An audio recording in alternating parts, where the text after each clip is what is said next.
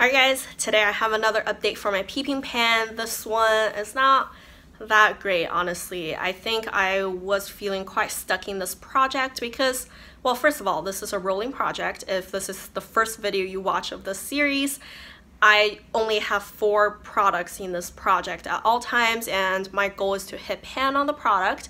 Once I hit pan, I roll it out and I keep 4 items in rotation always.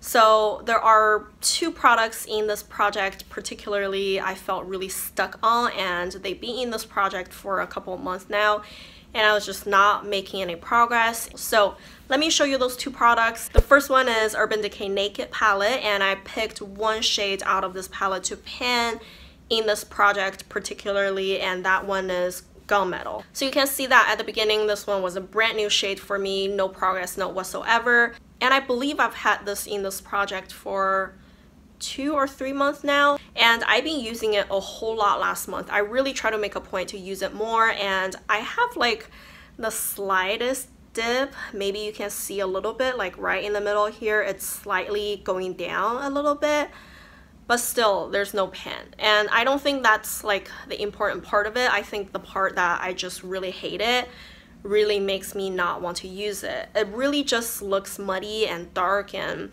it looks like a really poorly made black shade. It looks like a not pigmented black, and it does not look flattering on my eyes, and whatever look I come up with it just does not look cute. So I think it's time for me to say bye to this shade. There is no point in me panning it if I hate it so much, and I'm just gonna declutter it. Well, I wouldn't declutter this palette obviously, but I'm just not gonna use that shade anymore. The next product I don't hate just as much, but I don't enjoy it for sure.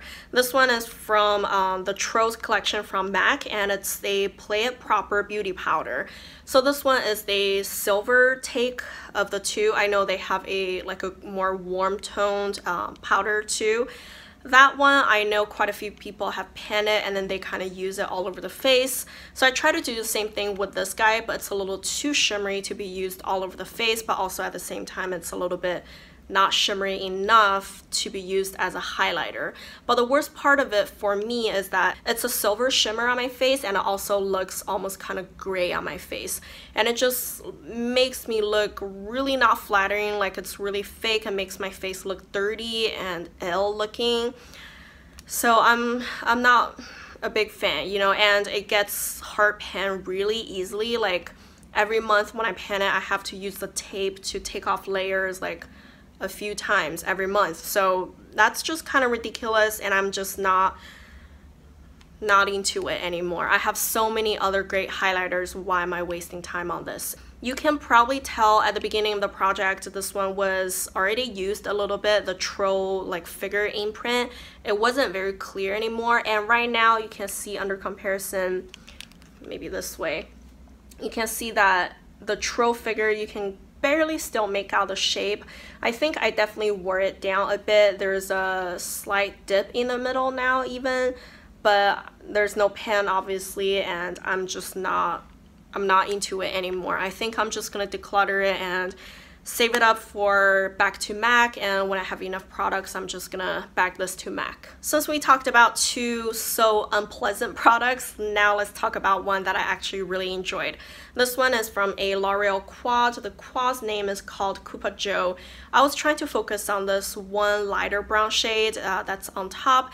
You can see that when I put it in last month, it was not brand new. It has a slight dip, but there's no pan obviously.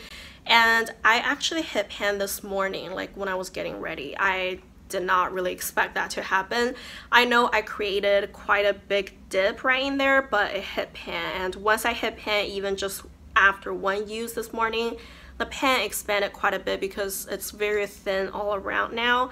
So I'm really pleased with that, and I use it just as a transition shade in the crease of my eyes. And I think it's a lovely shade. It's a little bit on the cooler tone side of brown. It's not something I'm super used to, but I'm happy to try it out. Like, I think it worked out great and I have nothing bad to say about it, but I hit pan, so that's good news. It's gonna get rolled out now. And the 4th product and last product I had in this project was also something that's been in this project for a couple of months now, even though I haven't hit pan, but I don't feel as tired of it. Like, that's a difference. Like, I'm not rolling those two products out, like decluttering them just because I don't hit pan. It's more because I truly don't enjoy those products anymore. So this one is my Maybelline Color Tattoo. The color is called Lavish Lavender. Even though I've been working on it for a little while, I still haven't seen pan, but I'm not tired of it. I'm still enjoying it, so I don't mind keep panning it, you know what I mean? So this one, of course, is a cream eyeshadow, and I showed you guys at the beginning I had like a pretty big dip, but then it got so dry, so I had to stir it up last time, and after I stirred it, of course, all the progress was gone. I repressed it back in there pretty flat, and right now you can see that there's a dip in the middle, so I'm happy about that. I think it's still gonna take me a little while to hit pan. I know those things are humongously deep, so I don't mind it. I actually do enjoy this color. It's very intense. It's very silver purple, and I try to layer this underneath Gunmetal for the longest time because I think it would bring out more of that purple or blue tone from Gunmetal. It still didn't look cute, but I enjoy combining this with some warmer brown and deeper reddish tones. And I think the looks that I came up with using this guy with them look really cute. So I'm gonna keep using this, and yeah, I actually do enjoy it now. That means we're gonna roll 3 products out of this project total, 2 being declutters and 1 being the actual legit rolling out, right? I'm gonna have this small kind of sample size face powder in this project. This one is a baked product. That's why I feel it's a little hard, because you know there's a dome and they're just much deeper. So this one is from Loreal. It's the Baked Balance and Brighten foundation in the color Fair. It says it's a foundation. I just use it as a face powder, and this one is small, but also you can see the dome isn't really there anymore. I have pretty much flattened it out. It's pretty flat now, so I don't know how much of it you could see. There is a slight like height on this side, but it's not a lot, you know, so I don't think it's that difficult.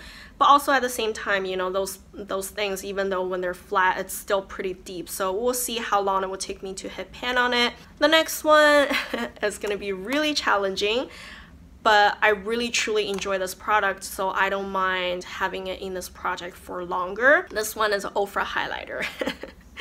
Am I crazy though? This one is from the Nikki tutorials set that they came up with, and the highlighter itself is called Everglow.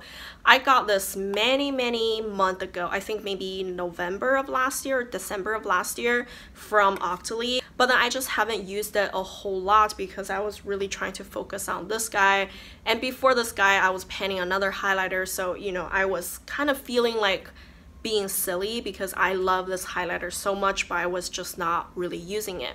I know this one is going to be challenging because this highlight is really intense. You're not going to need a heavy hand with it, so it's gonna take me quite a while. And I actually a way that I've been using it is to use them on my eyes. This is what I have on my eyelids today too. I just put this deeper shade in the center of my eyelid. You can see that orange-ish look, and then put this champagne-ish gold color more like towards the first third of my eyelid, and I really enjoy that look. So that's why you see 2 little dips right there, and that's what I've been doing for the longest time now. And when I do use it on my face, I only mix the 2 lighter shades up here because that one is just too dark on my face. So if I were to make a guess, I would feel I would, you know, hit pan on this middle shade first because I use it both on my eyes and on my face. But we'll see how that goes, and I know this product is massive because it has 10 grams in there, so I wouldn't be surprised if it takes me forever. The last product I decide to put in is definitely a last minute decision just because I told you I hit pan on that one product this morning. So I decided to pull out the sample size blush from Tarte, and this one is in the color Party.